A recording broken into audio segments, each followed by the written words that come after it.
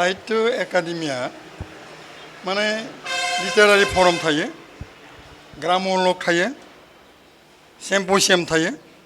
दा नैबे जाबाय जेनेबा लिटारारि फरम।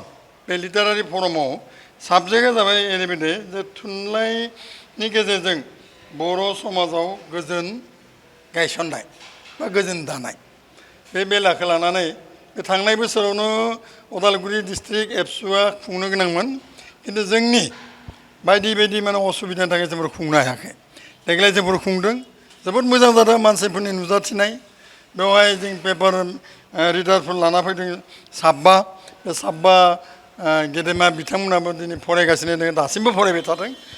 माने जिखिनि फरायदों, फरायनाया माने बोरैहाय गोजोन लाबोनांगौ, दा थुनलाइनि गेजेरजों जोंफोर बोरै गोजोन लाबोनो हायो, थुनलाइनि गेजेरजों जों बेवहाय माने सेंग्रा सिख्लानि बिबाना मा, गोजोन लाबोनो साननायाव सेंग्रा सिख्लानि बिबाना मा, what should be don by the माने युथ। मानोना युथ, टुडेस युथ आर टुमर' आर दा लिडार्स होनना बुङो। दिनै माने सुबुं, गाबोन हयथ' बिसोरो लिडार जागोन, दैदेनगिरि जागोन। बे दैदेनगिरि जानायनि बिथिङाव माबोरै मा खालामनांगोन बेफोरखौ गासैबो दिनैनि जिखिनि माने सावरायगिरि बिथांमोना बेनि सायाव सावरायनाय जादों। ना बेथ' इयुनावबो थाबाय थागोन, बे इयुनावबो थाबाय थागोन जेब्लानाखि जोंहा हमनानै ला कमिटिया जोंहा 6 बोसोरनि उनाव जोंहा कमिटि दानाय जायो। 6 बोसोर कमिटि दानायनि उनाव आं थांनायनि उनाव बेलेग जाय सोद्रोमा, बे सोद्रोमाया जुदि मावसुला जायोब्ला, बे सोद्रोमाया जुदि बेबायदिहाय जुदि अर्गानाइज जुदि खालामनो हायोब्ला निस्सय जागोन। आरो जुदि सोरबा सोद्रोमा ओरैबायदिब्ला आंलाय माथ्र' माने माबानांगौ, आं मेम्बार जाना थाबानो जागोन, बिदि होनना बुंब्ला खिन्थु जानाय नङा।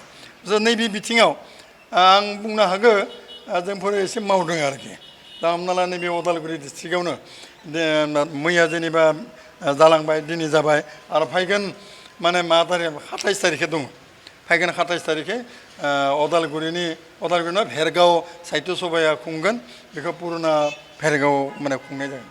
दा बेबायदिनो जोंनि बेनि उनाव आगस्टआव खुंलायगोन, जोंफोर धमधमायाव खुंहैगोन, धमानिफ्राय बागानपुराव खुंगोन, बागानपुरनिफ्राय जोंनि तामुलपुराव खुंफैगोन, तामुलपुरनिफ्राय हयथ' जानो हागौ माने कुमारिघाटआव जानो हागौ। बेबायदि जोंफोर बायदिसिना बिथिङाव खुंगासिनो दङ आरो।